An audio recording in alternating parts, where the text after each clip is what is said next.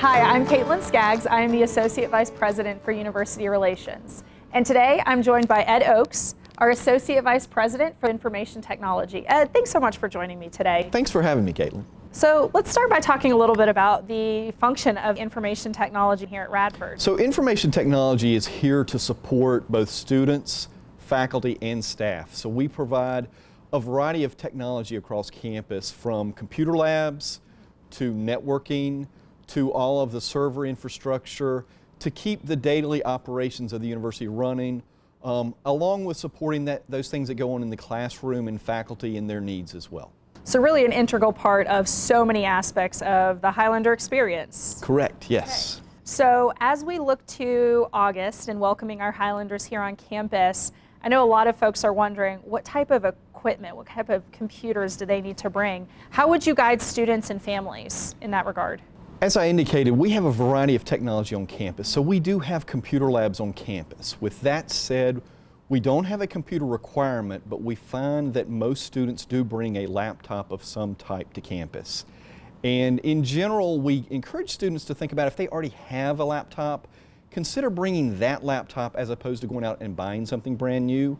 And the rationale there is, usually as you get into your sophomore, junior year, you may need a little more powerful computer. As technology continues to change, that gives you the opportunity to wait a year or two to buy something new, and bringing what you have now. Okay, that makes sense. So use what you have now, and then as needs develop, you'll be in a position to better purchase something. Now, what about iPads? What about Chromebooks? What are some of those options? Do you recommend those? So in general, we recommend a laptop notebook computer of some sort. Okay. An iPad is a good supplementary device. It doesn't necessarily do everything something might need to do. Chromebooks are challenging because some of the things we have some faculty members that give exams through a tool called Respondus Monitor. That tool does not work with a Chromebook. So in general, we do not recommend Chromebooks, maybe as a secondary device, but not as something that someone would rely on heavily. So your advice is to wait. Your advice is to not go out and immediately buy something. If a student says, though, I don't have anything suitable right now, I don't have a laptop to take, what type of guidance is out there for what makes a good choice when it comes to a laptop? We provide a general set of recommendations that basically is a minimum that we would encourage people to consider if they're going out right now to buy a computer. That information is available on our website, and in general, a Windows or a Mac notebook laptop computer with sufficient memory. We are encouraged to be sure it comes with a webcam, as we see more and more people are using webcams. Yep. Optionally, some people may choose to buy a headset and a printer, an inkjet, wired inkjet printer to go with that laptop. So printer, you bring up a really good point. If they don't opt for a printer, what kind of options are available here on campus? How easy is it to find a printer if you need a printer? So we do have printers in most all of our computer labs on campus. There's printers in the Bonnie in a variety of locations that students can access. It's often a lot easier if you can buy a inexpensive inkjet printer and at least print a rough draft of your paper, those types of things. Sometimes it helps to have that solid form of a document to review. Okay. So there's options both if they want to go the route of purchase or if they want to use what is provided here on campus. Correct. Yes. Are there individual requirements depending on the college or the program that the student is enrolled in? There are a number of colleges that do have requirements for computers. Those colleges want students to purchase and have a laptop notebook. It may be that a faculty member requires them to bring that to class, and that information is outlined on our website as well for which colleges do anticipate that students would come and arrive with a laptop computer. Okay, so there's going to be some unique situations and circumstances that dictate a certain type of technology, but we have all that available online and students can figure out if that applies to them. Ed, can we talk a little bit about what our students can expect in terms of the technology that comes with residence halls? So we have an extensive wireless network on campus. So every residence hall building has wireless along with all of our academic buildings. So students will use what we call an EduRoam Wi-Fi network to connect, and they will be able to access that both here and when they go to visit other schools as well. In addition to that, we have a cable TV system on campus that provides, in the residence halls on campus, you can plug a TV into the wall. We also offer streaming service through that, so students can bring a streaming media player, an iTV, a Roku, one of those types of devices, connect to the network and stream their TV through that device, as well as their phone or their laptop, however they want to receive that TV. And there also is the ability to record content from those live TV channels. Oh, that's pretty fantastic. A lot of really great options. Yes. I've just heard that the internet here is really good. It's strong. It works well for streaming. In addition to that, what other kind of technology resources? How would you summarize the technology landscape on the Radford campus? The information technology really tries to support students, faculty, and the campus community. So we have created a network on campus to support those student needs in the residence halls. We've done a lot to upgrade technology to make sure students always have that high-speed connectivity that they want. We have computer labs on campus throughout campus. We have printers. We have classrooms that are outfitted with technology, providing a number of avenues for students to go experience the things they need to be successful as students at Radford University. What type of software solutions are provided to our students? So Radford University has a campus agreement with Microsoft, and that provides all students with the access to download Office at no charge. So many times, if you're buying a new computer, they want to sell you an annual subscription to Microsoft. So right now you can get that for free as a download. There's instructions on our website of how to get to that. So in addition to Microsoft Office, are there other software solutions or apps maybe that are available to our students? So the first thing we recommend is students download the Outlook app. So that is available for an Android or an iPhone, and that provides them access to their email. So they can configure that and as an easy way to access their email at any time they want to. In addition to that, there's an RU mobile app, which provides links to many of the services around campus, and that's very similar to the portal that we have, but it just provides a little richer experience for you when you're using that on your smartphone. So I think many of us are familiar with Zoom. We've all probably spent a lot of time in Zoom meetings. What kind of access do our students have? So Radford University started using Zoom about 2.5 years ago. So we have been sort of building our experience and knowledge base around Zoom. And last year we purchased a campus license for Zoom. So all students have access to a pro Zoom account. No additional charge, comes as part of what we do. So students can log into radford.zoom.us and access that information and have a full pro account with access to Zoom. Okay, so Ed, I think there is something pretty important students need to think about and familiarize themselves with, and that's the Radford portal. So when they log into it, they have access to a whole host of applications and resources. Can you talk a little bit about that? So the portal is really a central access point for all of the technology services we offer on campus.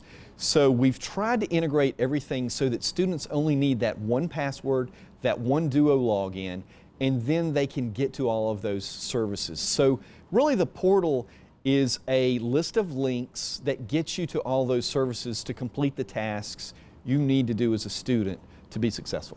So there's one app in particular that I know we want our students to be really, really familiar with, and it's the one that's called D2L. Talk to us about that, because it involves a little bit of Radford lingo. What does it mean, and why is it so important? So D2L is also known as Desire to Learn. So that is what we refer to as the learning management system, and that's where faculty can upload class content, syllabus, quizzes. Students can submit assignments, so students use that throughout their career at Radford University, and that's an access point to get into that learning management system, Desire to Learn. So very, very important for them to know all about D2L. Yes, yes. Okay, so Duo, very important thing. That's probably new for some folks, so it's not enough to simply have a password when you're logging into the MyRU portal. Can you talk to us and explain a little bit about Duo? Duo is a two-factor authentication. Many people have seen that through their banks, through other online services where you now have to have something else when you authenticate. And that just prevents, if someone does happen to get your password, that's that second factor, so they can't access your account without that. So we use a program called Duo There's a smartphone app that we recommend students download and install with that. That smartphone app, when you do a push to that, it will basically have you press a button to acknowledge that. You can also have it call a phone number, although we recommend the smartphone app. You can also register multiple devices with that. So we encourage students to think about what secondary device or phone number they can register in case their phone is lost or stolen, that they have a backup way to get into that account. Oh, that's really good advice. I like that feedback. Okay, so Duo is a way to have increased security around accounts to keep our students safe in a digital environment. Correct, yes. What are some other things that students should be thinking about when it comes to online safety and security? One of the things that we find is that students are often targets of cyber criminals, and they are looking for students that maybe think something sounds like a real offer. So we've had students receive job offers where they wanted someone to work and do some type of activity. It may be going and buying something that they thought they were going to get reimbursed for, or something where they pose it as a job with very good pay. And usually that student goes and buys something, sends something off to someone in some capacity, and they never get paid for that. So we have those types of things. You know, we've had recently someone goes and creates an email account in Gmail or somewhere else, and they send something pretending to be a friend, a colleague, someone, and they ask you to go buy a gift card. And then they say, take a photo of the gift card and send it to me. So we have a number of scams like that where attackers try to target both faculty, staff, and students. And it's something that everybody should be aware of. If it sounds too good to be true, or if you're suspicious of it, it probably is something you should not be doing. And I know going through the IT safety and security training, which I did as requested, that I learned about not clicking on links, not clicking on attachments. If you didn't expect the attachment, that's a sign that perhaps something is not quite right. So just being thoughtful and mindful about clicking can help keep our students safe in their emails. Correct. We try to think through when we, especially from IT standpoint, when we send something out, we usually tell students to log into the portal and tell them where to click as opposed to embedding a link into the messages. We look at things like that to try to minimize the risk there, but you want to be very careful about any link you click on from an email. If possible, go directly to the site as opposed to clicking on the email. Okay, great advice for our students. So undoubtedly, when our students arrive, I know someone at some point is going to have a technology question. What do they do to get that question answered or to get some support? So our Technology Assistance Center provides support via online requests, so students can submit requests online.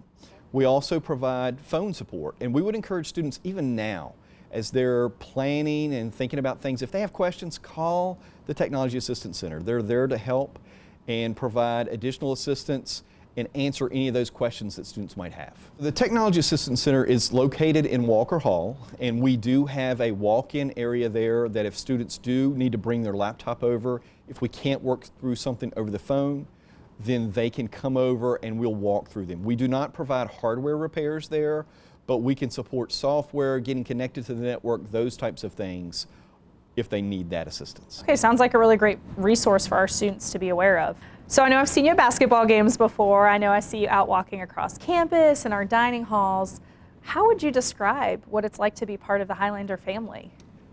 Radford University in general is a family type environment. So I have actually been here for quite a long time. You're not going to tell us how long? So I graduated as an undergrad in '92 from Radford. Awesome. Go Highlanders. And started to work here right after that and haven't left yet. So I tell people I came here in '88 and I'm still here. There must be something to stick around for, right? Exactly. Okay. Exactly. Ed, thank you so much for joining me today. I really enjoyed the conversation. I know that this is just helping our students get more and more excited about joining us come August.